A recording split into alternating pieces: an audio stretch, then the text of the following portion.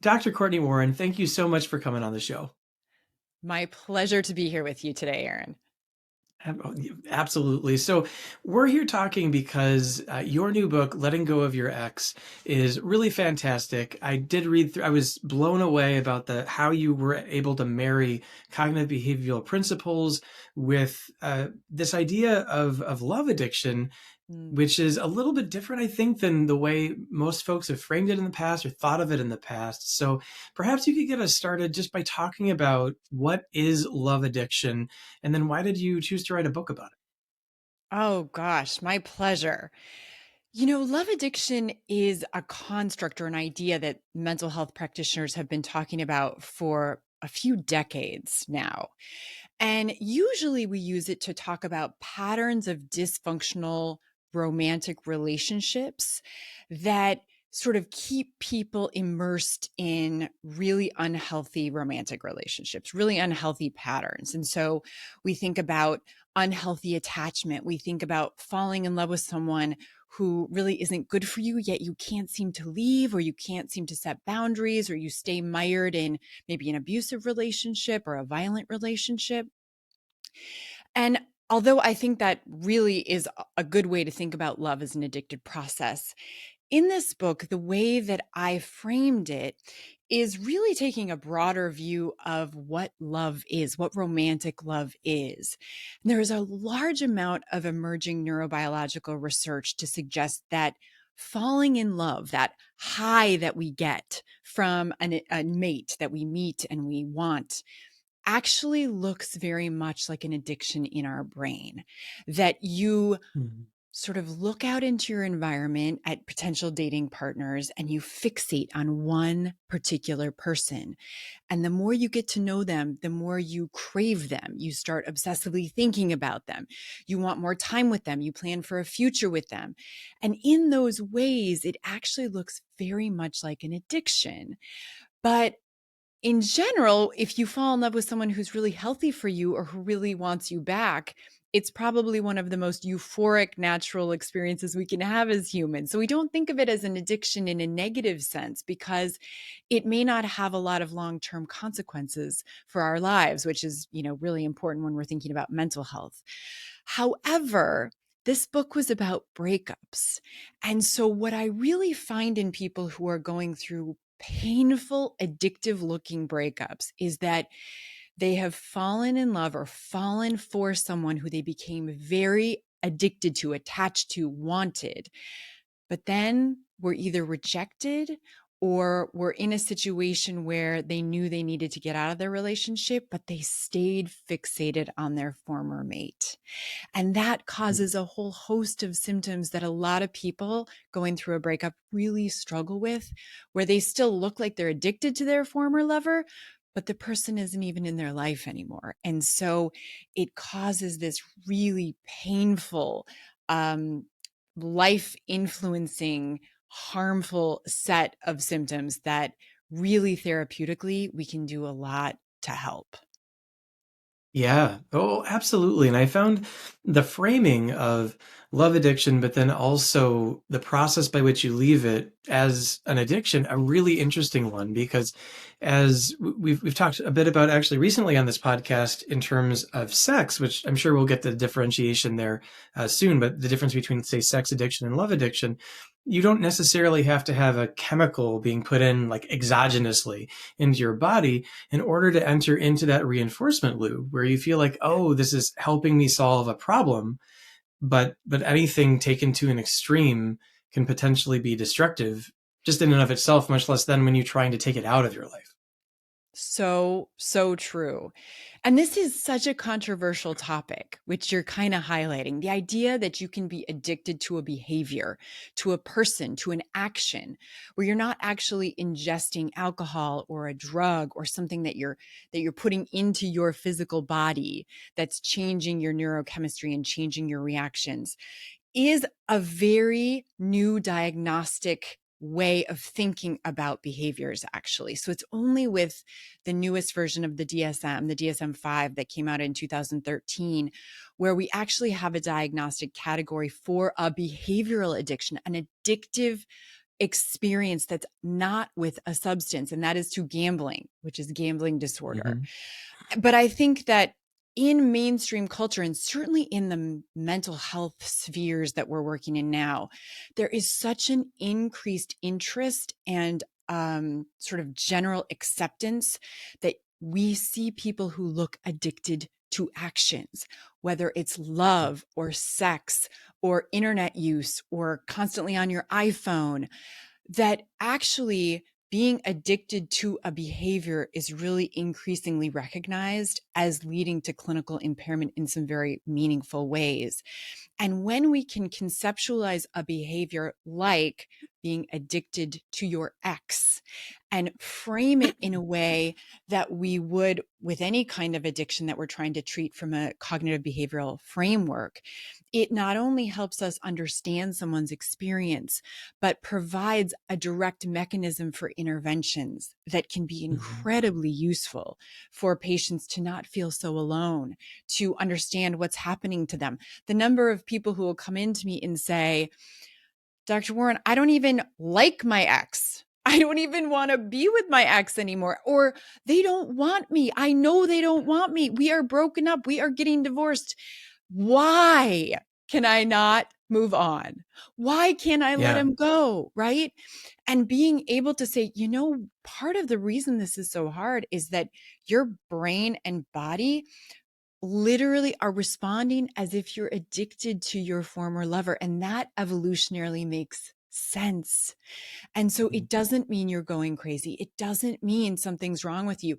It means you probably fell madly in love and now you're having the repercussions of really caring about something that's no longer a viable part of your life anymore. But here are the skills Mhm. that we can learn and use to move out of this addictive set of symptoms. The understanding is so important. I think, actually the what I have on the front page of my website when I was thinking about like how do I want to, if I was going to define myself professionally in a sentence, it was addiction is complicated, understanding it doesn't have to be. And I Mm. think that that can be so true for so many different parts of psychology in terms of these more behavioral processes, where when folks are in the midst of it, it can feel like they're very adrift. They're like, why is this happening? I don't understand. What's the way out? And I think that as therapists and through your book, you do a very good job of setting this tone very early of saying, this is workable. We can talk about what's going on. We can talk about the why. You can understand the forces, neurological, biological, psychological, that are at play. And then once you know that, that empowers you to do something about Mm. I love your quote. And I so agree. I so agree that the more you understand, the more power you have to change. Right. And so, it. so Hmm. much of the early stage of getting over a breakup or anything that we do in the addictive realm or in the mental health realm is trying to help people explore who they are, develop some self awareness over their lives, over their symptoms, over how honest they're being with themselves. Because with that awareness comes freedom to really understand and make different choices that can propel your life in a very positive way. And so, getting some of that Hmm. self efficacy through what we understand as mental health professionals about some of these struggles, but also for anyone struggling with them to know that actually this makes a lot of sense. And we know quite a bit about this.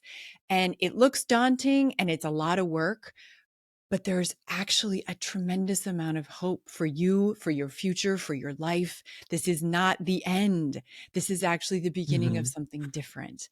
And that shift in framework through that self understanding and through our understanding of what our patients are going through or what we personally have gone through too.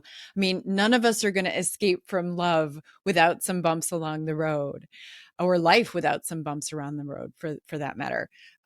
Hmm. And finding that empathy, that understanding, that non-judgmental tone as we explore and find solutions is so critical.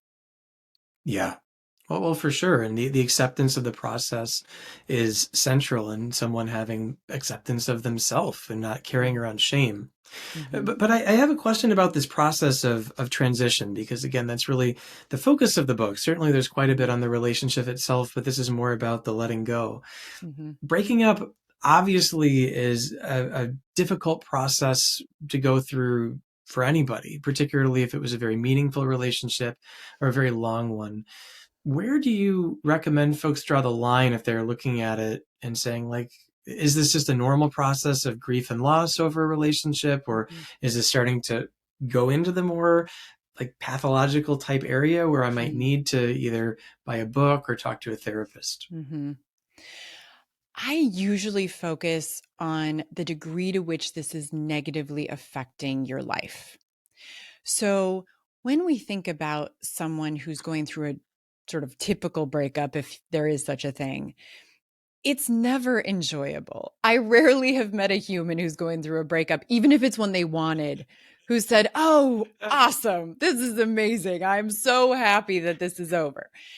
Yeah, It's there's not no group of people fun. who are like, I start relationships so I can end them because that feels great. Right. Oh, breakups. I Yeah. mean, even under the best circumstances, your lifestyle's changing. You might be moving homes. Your social group might be shifting. Your identity might be shifting. It's a huge amount of transition and it's a huge amount of change, which generally most of us don't like, even when the change is healthy for us or it's something we want intellectually. So, with that said, I think anytime people are noticing that they're having more significant mental health symptoms that are impairing their ability to function or enjoy their life is when I would say, great idea to pick up a book or find a good therapist or join a support group, because there are tools that you can learn and use to help yourself maneuver through this, particularly if you're noticing depressive symptoms. So you can't get out of bed, you're crying a lot, you're feeling really sad. Certainly, if you have any suicidal ideation or homicidal ideation, which sometimes we do see, or you're stalking your ex, which also is not uncommon necessarily, or your ex's new romantic Yeah. partners. Also, if you find yourself really anxious, you're having a lot of panic, you're having a lot of sort of impulsivity because you want to check up on what they're doing and you're finding it really difficult to manage those symptoms, great opportunity to seek out additional resources. Hmm. Yeah, that I mean that makes a lot of sense. And I like the frame of keeping the focus on function and saying, there's a wide range of what normal can look like in, different circumstances. And obviously if it's a very like a traumatic breakup in a way where you were shocked and, like that might stick around longer than a more amicable resolution. But that doesn't necessarily mean that either one is wrong. It's just the process of change. I'm also always going Yeah. to go back to this idea that therapy is one of the greatest gifts you can give to yourself. And so, even if you don't think your breakup is particularly miserable, but you're saying to yourself, I really think I could learn something right now, or I really think Hmm. I got myself into this relationship and I'm not even sure how I ended up there. And I'd like to explore my own dating patterns or what I'm attracted to and why, or how to not recreate this exact relationship with the next dating partner that I find. That is a wonderful time to take advantage and use this as an exploratory time to really kind of have growth as you move forward, because life is always a journey for all of us, and the more we can harness difficult life circumstances and use them to transform, use them to Hmm. evolve, use them to understand ourselves at a deeper level, the better. Yeah, yeah. Well, so here's a follow up on this then too. Are there, so in terms of going through this love addiction type of process through a breakup, would you say that there are certain relational dynamics when people are still together that put them at risk of this happening? Like kind of unhealthy relationships Mm, lead to unhealthy breakups? mm. Or can it truly be this sort of thing where it can be a relatively healthy relationship? Obviously, if folks break up, there were clearly some problems, but we'll call it like a relatively healthy relationship, but then kind of like, bam, there we are in this addictive process in the breakup? I think that's such an interesting question. And my quick answer is that I think it can run the gamut. And the reason that I say that is I think it's quite possible that you have a relatively healthy kind of sense of self and you get into a romantic relationship, particularly if you don't have a lot of experience. So we see this in college students a lot, where Hmm. start dating in adolescence in your early 20s and you fall in love for the first time and you think everything is going so well. And then boom, for whatever reason, you break up. Your ex wasn't interested in being with you, or something somewhat traumatic happened, or and it can throw you into this addictive cycle of heartache when perhaps your relationship actually seemed pretty healthy. The flip side, Hmm. I think, is that you can absolutely see people, kind of per our original definition of love addiction, who have probably some early childhood trauma, who have some attachment struggles where they never felt really safe or secure in their home environment as a child. And so they developed some really harmful core beliefs about themselves and about other people that lead them to get into relationships over and over and over that are capitalizing at some level on those unhealthy core beliefs. And in Hmm. those situations, it's also quite likely that you'll go through kind of patterns of relationships from one unhealthy pattern of with one person to the same pattern with the next.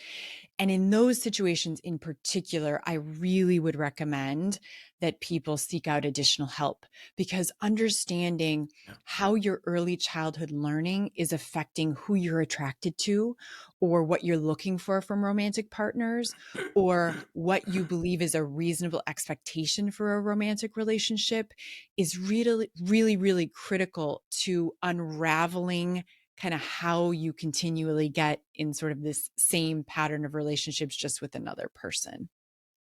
Yeah, well, and so I love to see the focus on attachment, or the chapter or two in particular on attachment in your book, because it really does play such a huge role. And I was hoping that you could explain it a little bit more for our listeners, because I think for a lot of us, you might have encountered attachment in Psych 101 and the strange situation, and you're like, well, so how does it, like what's going on at age 2 translate to what's happening in relationships as an adult? Aren't these like completely different paradigms?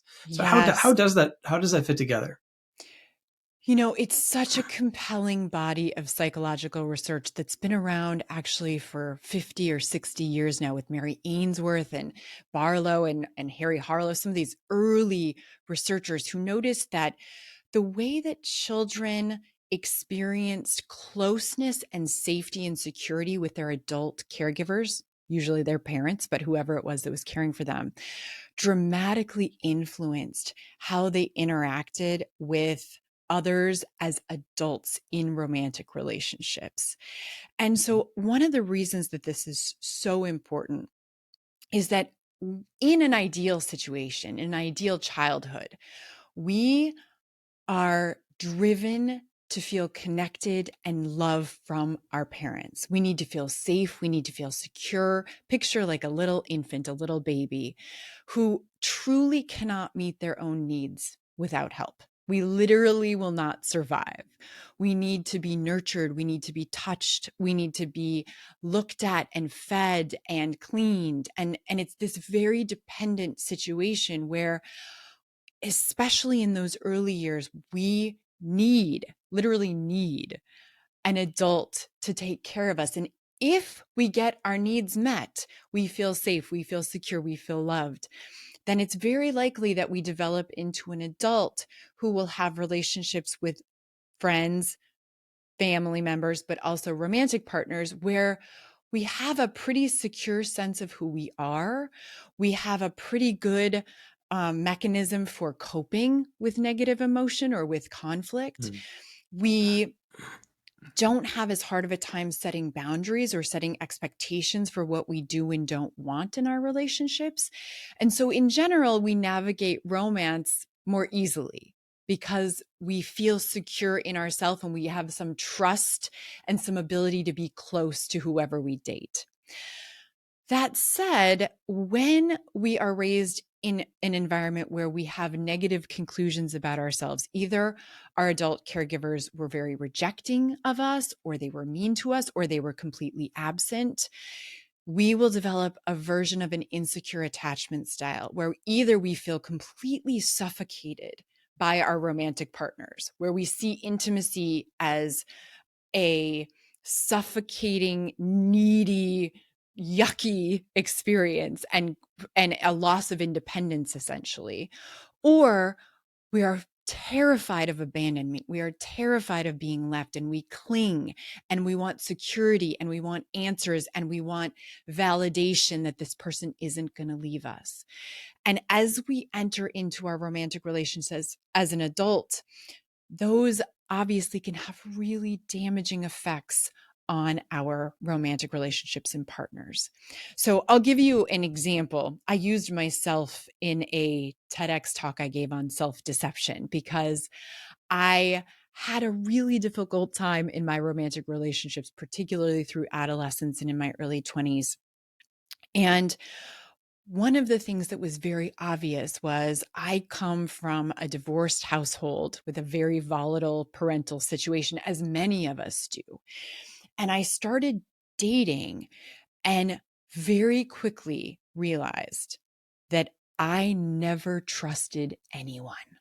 Not Mm. a single person that I dated really had a chance of being close to me because I wouldn't let them be close.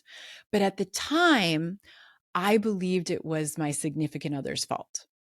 If they were just more devoted Yeah. or nicer or kinder or promised me the moon and back or said we were always going to be together, then I would feel safe. But the truth was that I was never going to feel safe because they were not doing anything to fuel my inability to connect and trust. I actually had a hard time connecting and trusting because I had already concluded in my core beliefs that love was dangerous and you can't trust anyone. And so Mhm. that's an example of how this often manifests for people when they enter into romantic relationships. And then if you can imagine extrapolating that to a breakup, Mhm. you will find that people often will recreate these early childhood patterns with the people they choose to date. So maybe you choose to date people who are also unavailable emotionally, or you choose to date people who remind you of your parents. And so taking that opportunity to unpack your own attachment styles, what you learned in early childhood about love, about romance, about yourself and your core value, and other people and their core value is Mhm. central to being able to have a loving, attached relationship as an adult where we're not sort of bringing all of our pathological baggage from pain and insecurity that we did not cause, that we aren't even consciously aware of usually until as Mhm. adults we say, "Oh my gosh, I'm having a reaction that doesn't make sense. I keep stepping in the same pothole that I've been in 500 times. Why do I do that?" And that's our opportunity for learning. Yeah, I mean, it's such an interesting juxtaposition, right? The past and the present and attachment and how it all relates together. And I think it's very easy for those who have either not been through the process themselves or are not psychologists such as ourselves or mental health practitioners to say, well, why would that have anything to do with what's going on right now? And what's so interesting when you start looking at the world through an attachment lens in a way is that so many of the needs that we felt like we either were meeting with certain strategies as a kid to feel safe, to receive attention, belonging, reassurance, particularly if they weren't given when we needed them. Whatever those strategies were, those protective strategies or those compensatory strategies, we kind of put a new set of clothes on them and then reenact them and tell ourselves that it has nothing to do with the first one because, well, this is different for reasons, A through G or whatnot, but the emotional core of it, like the real core of it, is the same. Yeah, it really is. And one of the things I stress the most with anyone that I work with or talk to, or hopefully comes through in this book, is that really the goal is to understand ourselves because the more we know who we are and what we're bringing to the table from an attachment perspective or a symptom perspective, the more power we have to choose the direction of our lives. And it's actually through all of those seemingly micro choices that we make every day to either help us move forward in a way that we find fulfilling and meaningful, or hurt us and keep us stuck and mired in our symptoms, that are going to lead us into the next version of ourselves. And so, so much of our work, I think, as mental health practitioners is helping people find that core sense of self-esteem, core sense of self-efficacy, knowing that your value as a human being is not determined by your relationship or your breakup or your job or even what somebody else thinks of you. Your value is Mhm. actually inherently existing, and it's really driven by you. And so helping Mhm. everyone, including myself, right? All of us, I'm not exempt from any of these things, to really shift our perspective and turn the mirror onto ourselves as the mechanism for growth is where our power lies. It's our ability to Mhm. choose our response to the situations we encounter that is going to ultimately lead to our greatest life victories and our transformations through adversity. Yeah. Yeah, well, and this idea, like you were saying, of using others like as a proxy, like their acceptance as a proxy for your own self-acceptance, it's that leaves you very vulnerable to these sorts of processes where then all of a sudden they're gone. What value do you have if you haven't found that place of inherent value to start? I have a question that you are welcome to pass on. We can cut it out if you want, but given that you brought your personal experience that you talked about in your TED Talk I want to go back there for a second. So you mentioned that you had this problem where you were struggling to trust others because of Mhm. your own childhood and bringing that in. I'm wondering what was the process like then of challenging that, and particularly when you did choose to open up, if you had any bumps in the road that seemed to confirm your worst fears, Oh, how did you manage to work your way through that? yes, I had so many bumps, as I think most of us do. And one of the reasons that I love thinking about love as an addictive process is that it's really normalizing.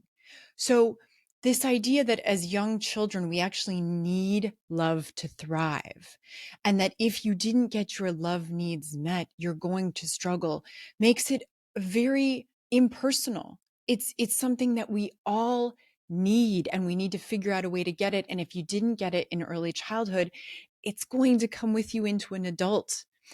And as an adult, the beauty is now you can start to unpack it and learn from it and grow and choose your responses. So, Hmm. my journey, I'd say, particularly early on, was trying to develop self awareness. I remember one of my most painful experiences with someone I was dating in college. So, I was probably 21 or 20 years old. He came into my dorm room to say goodnight and said, I'm going out with my friends. And I just burst into tears, just absolutely sobbing. And he looked at me and he said, "What's wrong? Like, what is wrong with you? Why are you crying?" Which is a completely reasonable thing to ask. The problem was that I couldn't tell him because I didn't actually know. All I knew was that intellectually, I was having a very strong emotional response to something that objectively seemed like nothing. Him going Hmm. out with his friends was a completely reasonable thing to do and not something that should cause me to fall apart. And so I use that example because it was really like a massive aha moment for me when I thought, oh my gosh, something's really wrong, because I'm objectively aware that there's nothing wrong. There's nothing wrong with this current situation in my life, yet my reaction looks like the walls are caving in, like something really Yeah. bad is happening. And so I very quickly found a really good therapist and started some of my own journey of trying to understand why I had the reactions that I had. And as a point of reference for anyone out there who might be listening who is struggling through a breakup or struggling through romantic relationships where you intellectually know that something isn't quite right, or that you're bringing your baggage, your early childhood learning, your reactions in a way that's not helpful. Like, one thing I hear a lot is someone will go through a relationship where someone cheated. And then in each of their future relationships, they're assuming the next person's going to cheat. And it colors the way that they talk to their new mate, the way that they trust them, even though it has nothing to do with the new person they're dating. So, starting by noticing your emotional reactions, notice your Mm. thinking patterns, pause. When you have a strong emotional reaction to something and it doesn't make sense in the moment, pause. This is a wonderful opportunity to be self-reflective. Excuse yourself from the moment. Say, I actually need a little time to myself here to figure this out. The beautiful thing is that Mhm. as you work through understanding yourself and understanding how you're reacting to things and why you struggle with things, you now can choose partners and engage in romantic relationships where you can start to be more authentic, where you can actually share your struggles, where you can say, gosh, I really had a strong sadness reaction to you right now. And I want you to know that I absolutely see that it doesn't really have anything to do with you. And it's something that I'm Yeah. trying to figure out for myself. And I hope if it's a good relationship that you're willing to work with me on that. Because of course, in any romantic relationship or any relationship wherein you have what we as an individual bring to the table, we have what your partner as an individual brings to the table, and then we have the dynamic between the two of us. So Yeah. there's what we need to work on. There's baggage that your mate's inherently going to have. I hate to break it to you, but they're in the same boat that we're in. So they're probably bringing their own baggage. And then there's finding a way to supportively, empathically, lovingly do this dance where maybe we can help each other heal and get bonded Mhm. and connected in the process. Yeah. Very well said. I think that the line that I was hearing, the narrative and what you were saying that I use a lot actually in trauma treatment is Mm, this crisscross between the past and the present. And a lot of times when mm, you're having that strong, seemingly like incongruent reaction, like why am I breaking down crying when you're going to go like play Call of Duty or something, or whatever we did 20, 30 years. I don't even remember what we did in yeah. college anymore. It's been but um, is that you can see that these are getting crossed. And a metaphor that I learned when I was being trained for cognitive processing therapy back in the day that I like to use a lot. I'd love to hear your thoughts about this, or if you have a similar one. We called it firemen at a barbecue. And what that's Mm, about is that firemen have a protocol for what to do at a burning building. So they come up to the burning building and they see fire and they see smoke. There's people inside. So they kick down the door, they clear the floors, they get, adrenaline's pumping. They know exactly what to do. However, when a fireman comes to a barbecue, even though there's a house, there's people, there's fire, there's smoke, they don't kick the door in because there are also some really critical differences that mm, separates a house fire from a barbecue.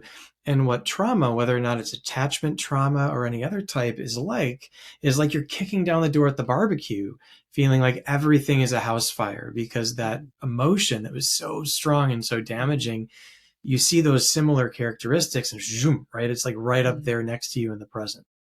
I don't know. Does that resonate, or do Oh, you like to use a different? absolutely. I love that analogy, and I think it really does fit, particularly when you have romantic struggles from an attachment style that are coming from trauma, which really you're Hmm. highlighting here. Some of our attachment styles, and this is a continuum, so it's not like you're securely attached or insecurely attached. I generally don't think of it that way. We have ways in which hopefully our early childhood was really wonderful, and we have ways that it was a struggle, and those struggles are where we're going to see the dysfunction as adults, most obviously, because they're the ones that Hmm. are going to emerge in our romantic relationships. Um, but yes, especially if you are someone or working with someone who has a tremendous amount of trauma in their background, I think that that analogy that you're always on high alert, that you're going to kick down the door, that the minute you start dating, the minute you have the potential to fall in love, which is for most people, a crazy making feeling because it's incredibly irrational. Falling in love is not a relational process that's chosen per se. And in that way, the addictive model really makes so much sense, I think, for people because it's activating parts of our brain that are very old, that are very survival based, that aren't rational. The number of people who will say to me, I have this laundry list of things that I want in a mate, right?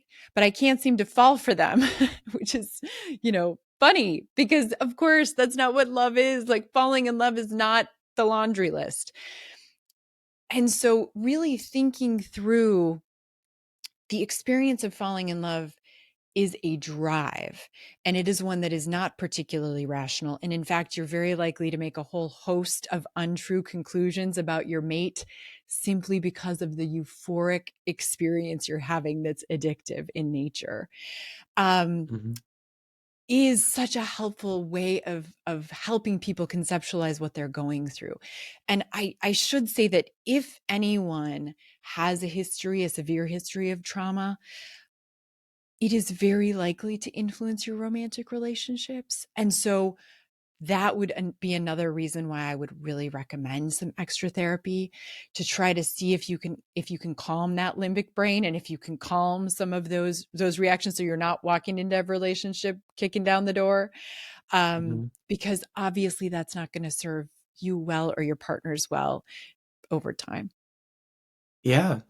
And I would even go further to say that I would struggle to find anyone walking in this earth who doesn't have baggage from childhood. I think, again, as my time as a therapist, and maybe you could speak to the same, and granted, we're seeing perhaps a subset of folks who choose to come in, but even just looking around at others, I feel like as best intentioned as parents are, or even as good of a job as, it's impossible to see every angle. There's always something, even in the most loving households where, if we don't necessarily want to look at it as a binary as secure or insecure Mm-hmm. attachment, Mm-hmm. but even in some of the healthiest childhoods, there are these places where there was one of these psychological needs for acceptance or being celebrated or feeling good about oneself, or defining oneself from inherent worth versus achievement. There's all sorts of ways, where little pitfalls where there's always something. And I 100% agree with you. I personally have gotten a lot out of therapy in my life. I think that really taking the time, because we don't know what our lenses are if we're behind them, and actually having someone trained who can help you see that makes such a difference, like such a difference. Such a difference.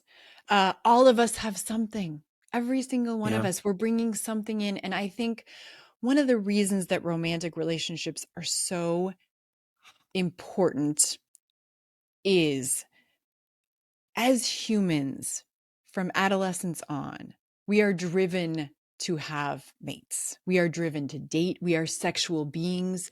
We are romantic beings. We are finding ourselves in the context of romance at some level. And it's actually in those relationships that we are most likely to bring out our baggage, whatever it is, because Yeah. at their best, romantic relationships and sexual relationships are intimate. They are close. They are ideally vulnerable. And any time we are trying to be close and vulnerable with another person, our insecurities are going to emerge. And so it truly is, for me, one of the most obvious places for us to understand ourselves and work with ourselves, because wherever you go, there you are. That's a saying I use a lot. Wherever you go, there Mm-hmm. you are. You're going to bring yourself to each relationship that you Mm-hmm. enter. And so understanding that A, this is a reflection of who you are in some way, and B, wherever you're most vulnerable or insecure is where it's going to emerge in a way that could be harmful to your romantic relationships, gives us this mechanism and motivation to evolve and understand. Yeah. I don't know if anyone else is having this go through their head as you're speaking, but Taylor Swift's "Anti-Hero" is going through my head, right? I love that You know, song. I think it's I know fantastic. being self-reflective is so important, even if there's a lot of shared responsibility in all relationships. Mm. But before we're out of time, I think we're down to about like the last 10 minutes or less. I want to make sure I ask a couple more questions that I know I'd love to hear your response to, and listeners might as well. The first is, so when we're talking about the end of a relationship, getting back again to this core Hmm. thesis of your book, I almost think of this in a way very similar to a term we hear about dementia, of ambiguous loss, where you've lost something, you've lost someone, even though, like, you've lost the relationship, essentially, even though the person physically is still there. You know, Yeah. they've changed, though, or in this case, the relationship has changed, and that ambiguous loss is one of the hardest types to let go of, because there Yes. isn't necessarily that natural finality to it. How do you describe to listeners and to readers how you make your way through that sense of ambiguous loss, if you agree with that characterization, to actually turn the page and to let go? I think that your analogy to ambiguous loss is really good because one of the things that people struggle with the most nowadays going through a breakup is that their ex is usually very accessible. So now that we have social media and we have emails, and especially if they're living in the same city, their ex is still out there. They're not dead. They may be actually very close at hand. You may still be able to get information about them, you know, with the click of a button.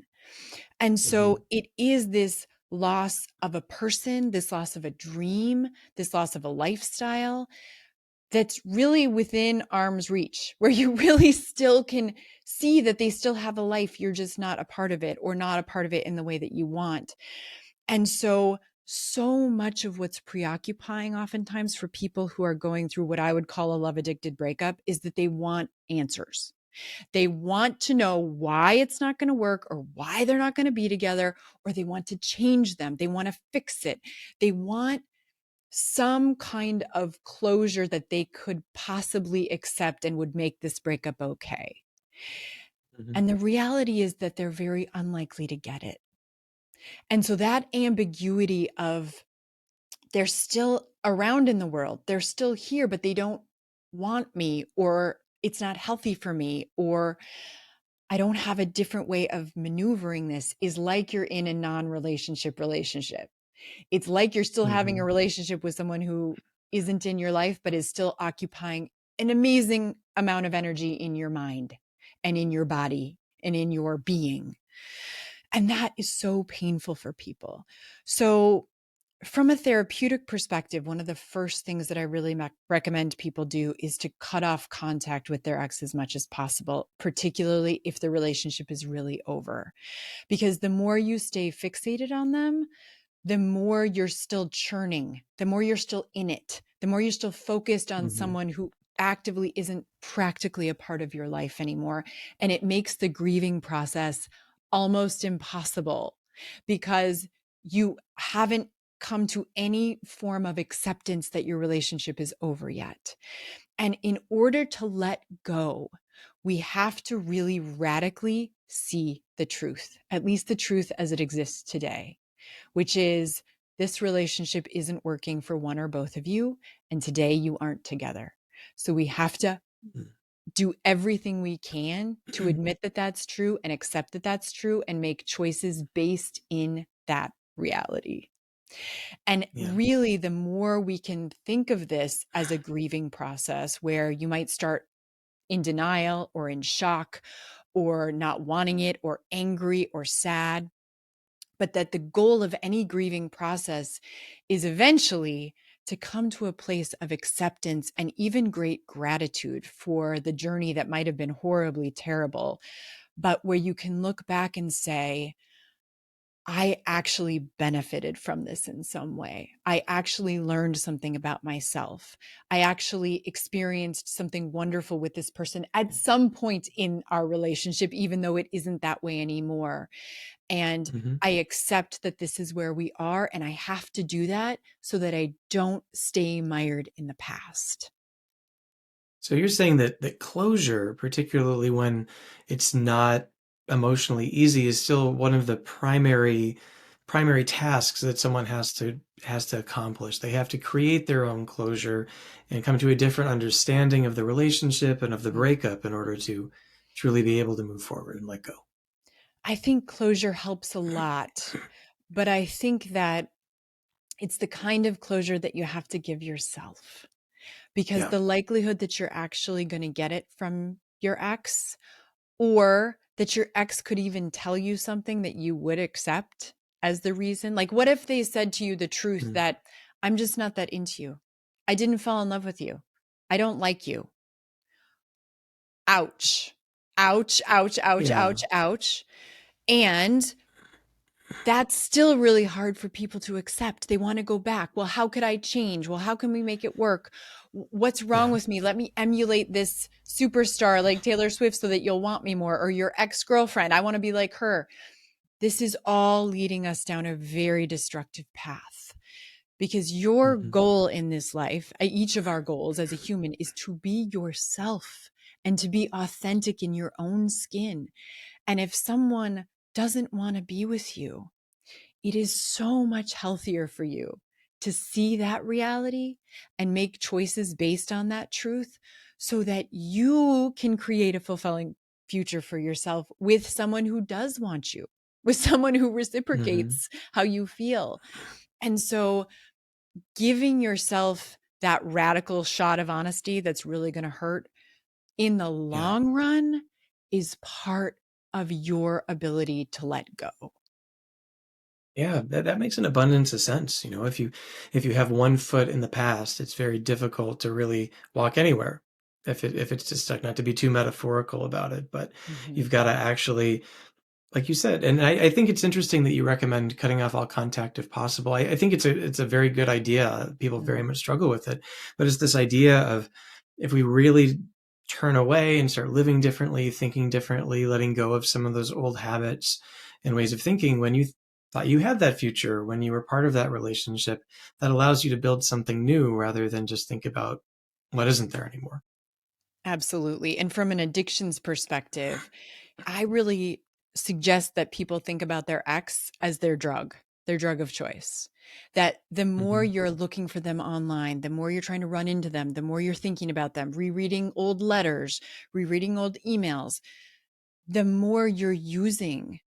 And the more you use, the more you're still focused and hyper fixated on them at the expense of actually living your present life that doesn't include them. And that doesn't serve us well. So, Yeah. the degree to which we can see reality, acknowledge it, and then say, now what? Now what? I'm not going to leave you there. I can't, as an ethical psychologist, leave you there. So we have to Yeah. develop some skills that you can use to stop your symptoms and get more actively in your present life in a way that's fulfilling and empowering and helps you transform into not seeing this as the worst thing that could happen to you, but seeing this as one of many Mm. relationships that you're going to have over the course of your entire life, that Yeah. you can actually emerge from this as a more informed version of yourself, who's stronger, who's more confident, who's more safe in their own skin, who can see the truth and reality blatantly clearly, even when it really hurts, and say, you know what, I'm still okay. I still have me. And if I have me, I can work through this. Yeah.